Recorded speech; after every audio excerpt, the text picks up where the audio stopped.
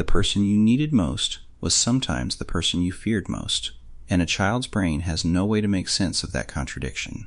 So instead of making sense of it, your nervous system made a rule. Love is dangerous. Your brain couldn't solve this. The person keeping you safe was also the person you needed to be safe from. So it did the only thing it could. It split. Crave closeness, fear closeness. Same person, same moment. When that danger came, you couldn't fight. You couldn't run. So your system did the only thing left. It froze, went blank, got small and numb. That's the freeze response. And the most important thing to understand is this. Your nervous system doesn't know the past is over. It stored that lesson, and it's still running it today every time someone gets real. This is what childhood trauma and relationships actually means. Not that something broke you, but that your nervous system made a rational adaptation to an irrational environment. Here are 4 signs in the order the pattern usually reveals itself. Sign number 1. Hot and cold behavior. And you didn't choose it. 1 week, fully present. Texting, making plans. Feeling something real. The next week, distant, shut down. Unable to explain why. This hot and cold behavior isn't strategy. It's not manipulation. It's autonomic. Below conscious choice. Your system got too close, flagged danger, and pulled you out. You didn't decide to go cold. The cold just arrived. Sign number 2. You're drawn to emotionally unavailable people. Someone fully available. Consistent, openly warm. That actually feels threatening. Too much, too fast, too close. So instead, you find yourself pulled toward people who are slightly distant, slightly unpredictable. They feel exciting. But what they actually feel is familiar.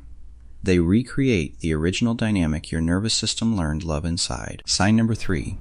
You dissociate during conflict. When an argument starts, or even when a conversation gets emotionally heavy, you go blank. Numb, you lose your words. This isn't coldness. This is the freeze response activating in real time. Your nervous system decided this level of intensity is a threat and shut everything down to protect you. Sign number 4. You crave deep intimacy and sabotage it the moment it's real. This is the push-pull relationship cycle at its clearest. You want real connection. You feel its absence. But the moment someone actually offers it, something shifts. You find reasons they're wrong. You create distance. You pick a fight you didn't need.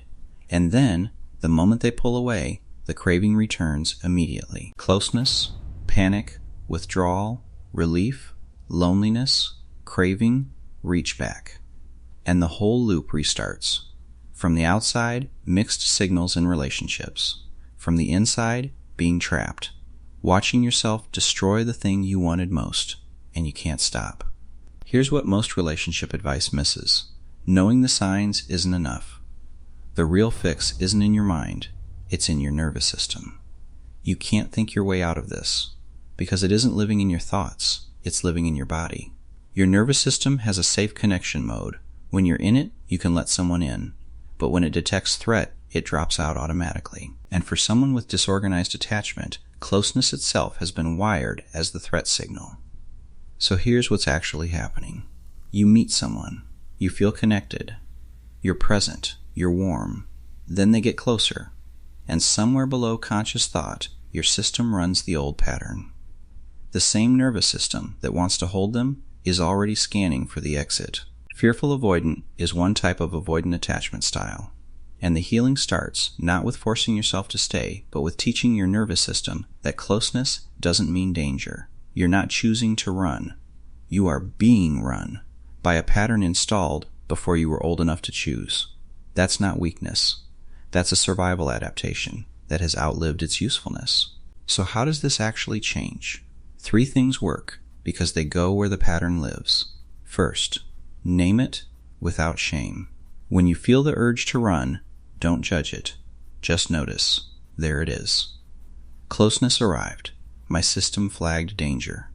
That gap between trigger and response is where everything starts. Second, Somatic grounding.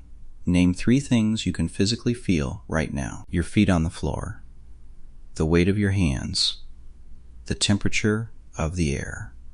You're giving your nervous system new data. We're here, right now. Nothing is attacking us.